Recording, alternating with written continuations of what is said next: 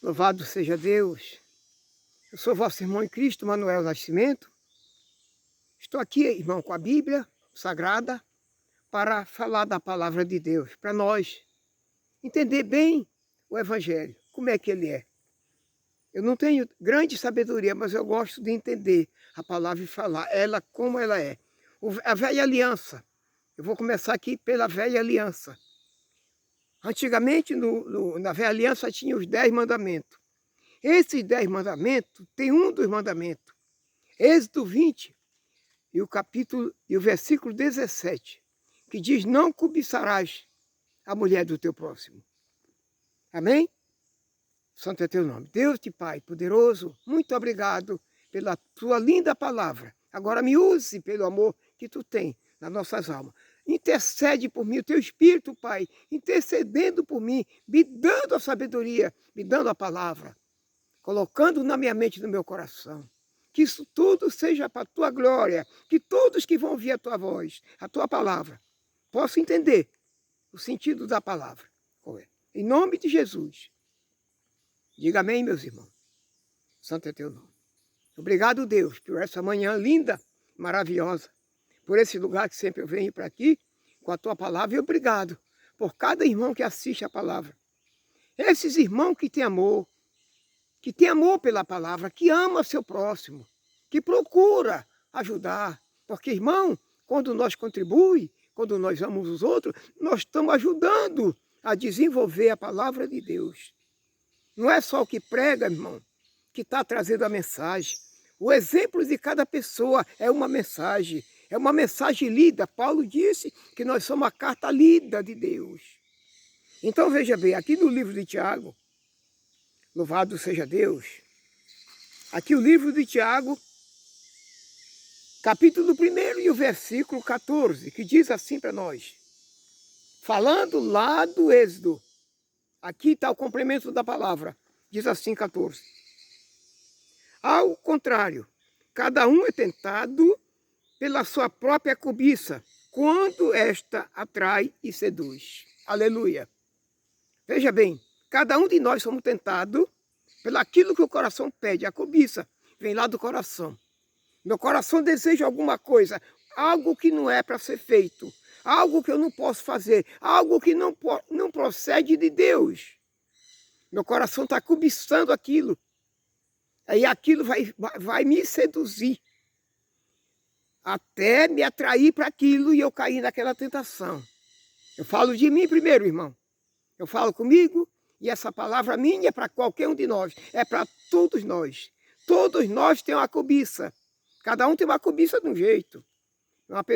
Alguém tem uma cobiça de querer uma coisa melhor para casa, uma casa boa, uma família abençoada.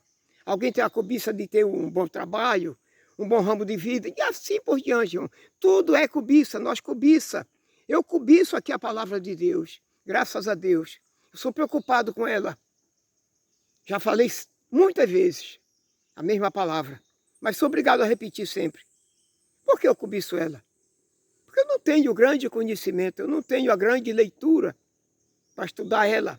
Então ela, para mim, é uma bússola, é um guia, eu tenho que me guiar por ela. E a pouca palavra que eu entendo dela, graças a Deus, Deus tem revelado para mim. Olha essa cobiça. Por que tem a cobiça? Agora vamos saber. Por que veio a cobiça? Já falou lá no primeiro capítulo que eu falei, 20 de Êxodo 17. Não cobiçarás a mulher do próximo. Olha a cobiça de onde já vem. Quem é que não cobiça qualquer coisa? Como é para a gente saber então que existe uma cobiça?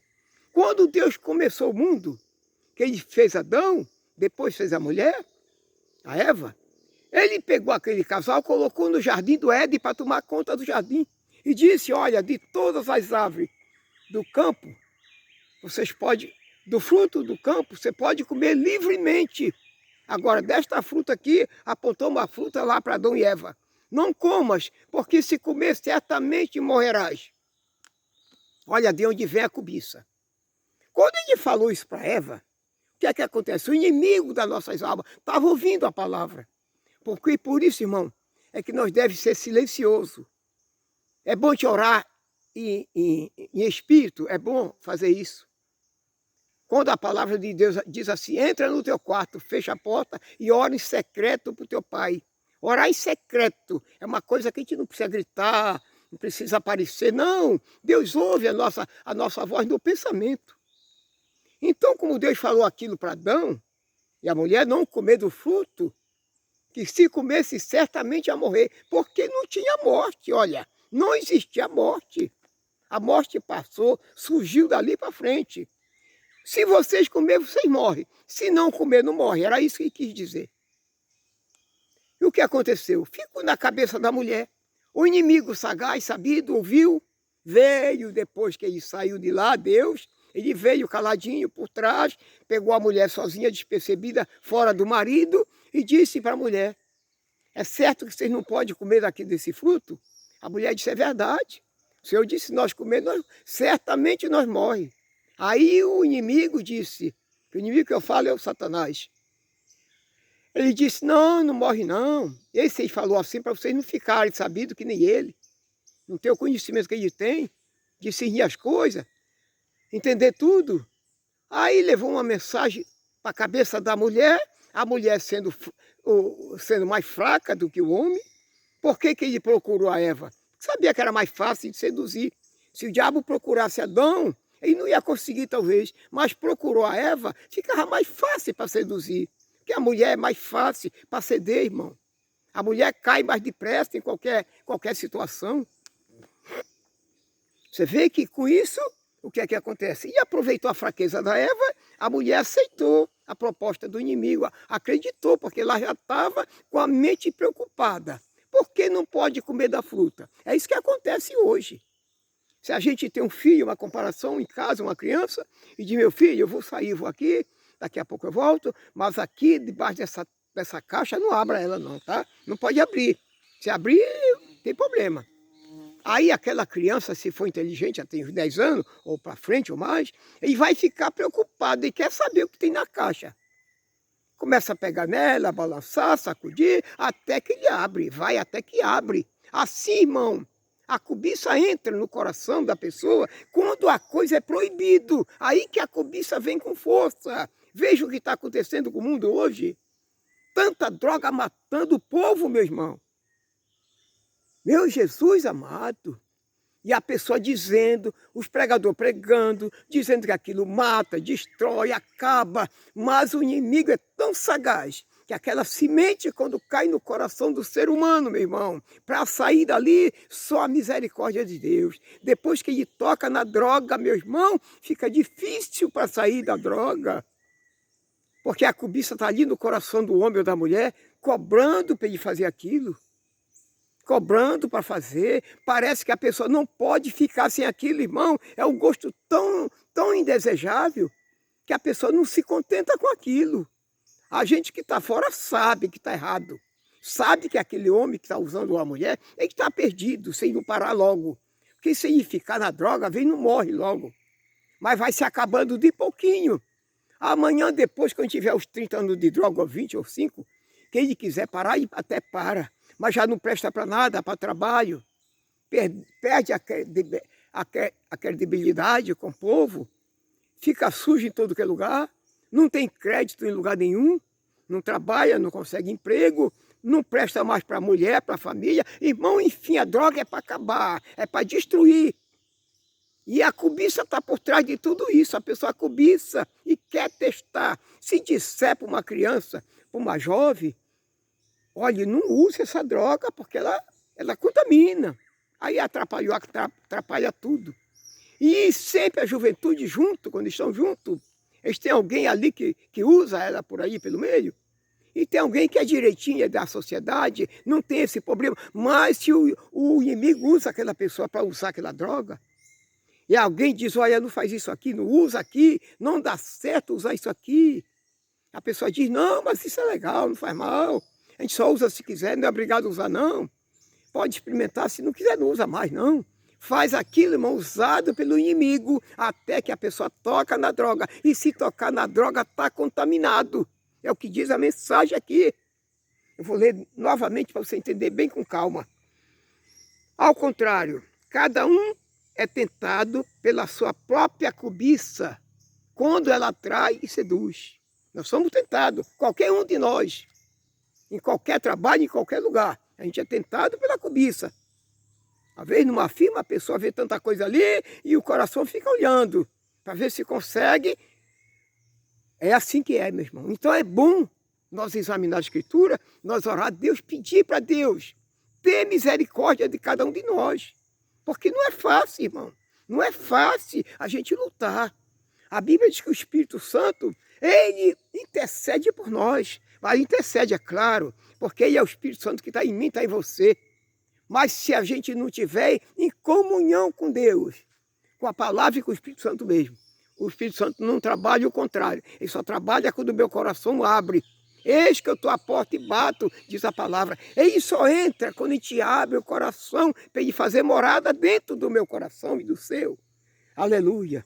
Então, louvado seja Deus. A gente tem que ser guiado pelo Espírito. Aqui no livro de Romanos, capítulo 5, aleluia, 8, 26, diz assim. Olha que mensagem maravilhosa, diz aqui para nós. Entretanto, o Espírito semelhantemente nos assiste em nossa fraqueza. O Espírito Santo nos assiste na nossa fraqueza, irmão. Mas como é que ele assiste na fraqueza? E por que não entra no coração dessas pessoas fracas, que cede, que vive na mão do inimigo? É porque acontece isso aqui. Quando Jesus disse que nós podemos escolher entre o bem e o mal, o que a gente quiser, Deus colocou na nossa frente a bênção e a maldição, a vida e a morte. Disse, escolhe a tua bênção, qual é que tu quer. É nós que escolhe. Depois que escolheu, ficou naquela situação, Deus já não pode intervir, porque foi ele que decidiu o que queria ou ela. Por isso é importante a gente saber que o Espírito Santo intercede por nós. Dizendo mais aqui, ó. Entretanto, o Espírito semelhantemente nos assiste em nossa fraqueza. Por quê? Não sabemos orar como convém. Olha só. A gente não sabe orar como convém. Se não sabe orar como convém, não sabe pregar também como convém. É a mesma situação. É da Bíblia a oração. A pregação vem da Bíblia. Se nós não souber levar uma mensagem de acordo com o meu coração e com o seu, a gente não entende. Se o Espírito Santo não interceder por mim, nada eu posso fazer, nada eu falo, nada eu tenho para dizer para você. Mas diz mais aqui, o restante do versículo diz assim. Não sabemos orar como convém, mas o mesmo Espírito intercede por nós sobre maneira, com gemido inexprimível. É isso que ele faz. Intercede por nós com gemido inexprimível. Irmão, que maravilha, que benção. Quando você tem o Espírito Santo, quando a gente tem o Espírito Santo de Deus, que ele está em nós, é a maravilha melhor do mundo, é nós ser guiados pelo Espírito de Deus. Sem o Espírito do Senhor, nada nós pode fazer. João falou lá em João 15, 5. Sem mim, Jesus falou, nada pode fazer. Sem o Espírito Santo, ninguém faz nada. Mas quando Jesus subiu ao céu, ele disse, eu vou subir, mas vou enviar para vocês o Consolador, que é o mesmo Espírito Santo que está comigo aqui e está com você aí. É isso que nós temos que dar lugar, nós temos que temer a Deus, andar no caminho do Senhor e se desligar do velho mandamento. Você vê de onde veio o pecado. Quem trouxe o pecado para o mundo foi justamente aquele mandamento, o mandamento 17 de Êxodo 20. Não cobiçarás, a cobiça veio de lá. Despertou na Eva, abriu os olhos dela, ela comeu a fruta, ela comeu e passou para o marido, aí o pecado entrou no mundo. E o que aconteceu quando o pecado entra no mundo? Voltando aqui para a lição de Tiago, aleluia, santo é teu nome, obrigado. Olha só, aí o pecado entra no mundo. Quando o pecado entra no ser humano, o que acontece? Veja bem o que diz aqui o 15. Tiago 1:15. Então, a cobiça, depois de haver concebido, dá luz ao pecado. Depois que ela entra no coração da gente, depois que ela domina o ser humano, ela dá luz ao pecado. O pecado se levanta dentro do coração do ser humano. Aleluia, dá luz ao pecado. E o pecado, uma vez consumado, depois que a gente consome o pecado, que a gente está com ele preso na nossa vida, guiado por ele, o que acontece? Esse pecado gera morte. traz a morte para essa pessoa. Por isso, irmão, é muito importante nós viver na presença de Deus, ser guiado pelo Espírito do Senhor. Você veja que o pecado traz a morte. Agora, por quê? Porque a gente não vigia, a gente não lê, a gente não está nem aí, a gente só quer ouvir a pregação. A pregação aonde a gente ouve é só coisa que fala em riqueza, é só coisa que leva lá para o Malaquias, é essa pregação que a gente ouve. Quando vê uma pregação correta, mostrando realmente como é a nossa vida, a gente vai ter uma vida diferente, irmão. Esse mesmo Romano aqui, olha, Romanos agora 5:13. Santo é teu nome. Vê o que diz aqui, Romanos 5:13. Santo é o teu nome. Olha o que acontece.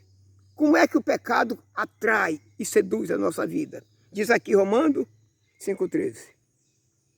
Porque até o regime da lei havia pecado no mundo. Até o regime da lei, até quanto tinha lei, tinha o pecado. É isso que quer dizer. Quanto tinha lei ou quanto tem lei, tem pecado. Se tiver na lei, está no pecado. Me perdoe, tá? É o que está dizendo a palavra. Romanos 5:13.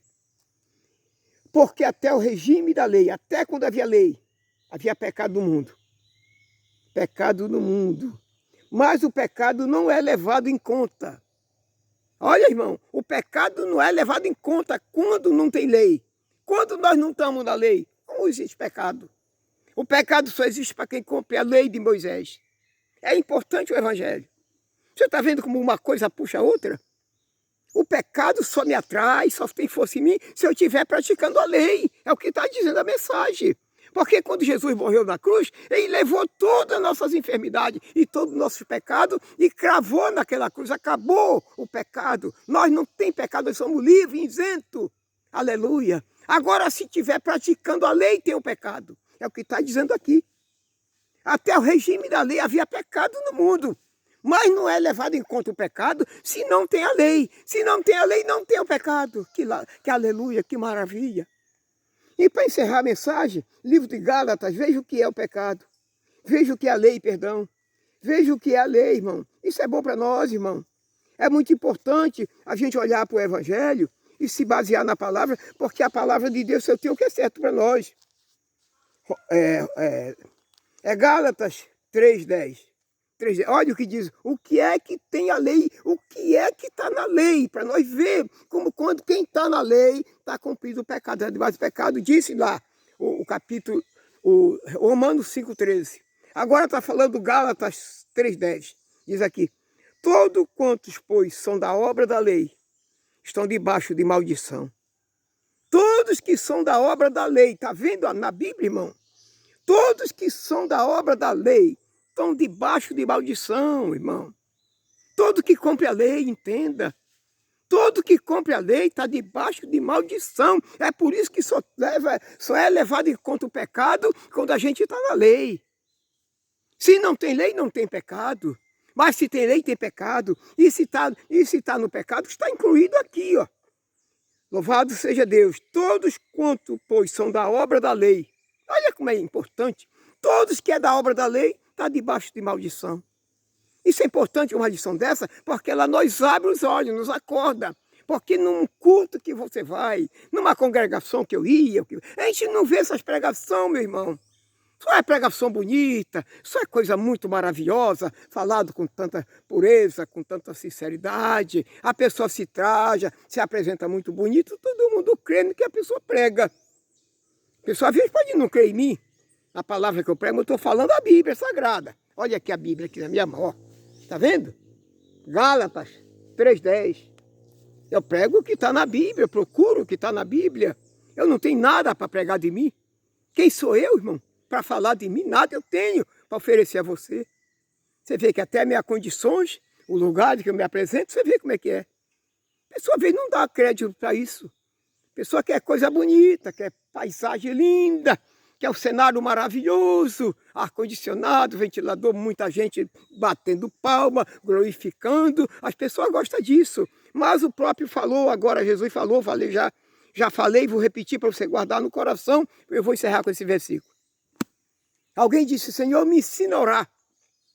Discípulos perguntaram, Jesus, ensina-nos a orar. Jesus disse, quando tu quiser orar, entra no teu quarto, fecha a porta e fala com teu pai em secreto, que ele te ouve em secreto. Aleluia. Veja, irmão, comece sempre a entender a mensagem. Aleluia. Não depende de movimento, de gritaria, de pula-pula, não. Deus não suporta essas coisas. Deus te sente bem que você está num lugar humilde, sozinho, isolado. Parece que está só, mas não está só. O Espírito Santo está intercedendo por mim e por você. Tenha certeza disso. Quando quiser orar, quando quiser falar com Deus, quiser ouvir Deus falar com você, entre no quarto. Se isole, vá, faça que nem eu. Venha aqui para o mato, aleluia. Aqui é eu e os passarinhos cantando e a glória do Senhor baixando nesse lugar. Que Deus te abençoe, meus queridos irmãos. Minha querida irmã, muito obrigado pela atenção, pelo amor, pelo carinho de vocês. Que Deus recompense cada um de vocês. Faz isso, meu Senhor, com essa pessoa que ouve, que assiste, que ama. Mais uma coisa eu lhe peço. Não peço dinheiro, mas se você, por favor, dê o like no vídeo, compartilhe com a mensagem, se inscreva nesse canal. Faça isso. Em nome de Jesus, eu agradeço a Deus primeiramente e pelo seu carinho, pela sua atenção. Em nome de Jesus, diga amém. Aleluia.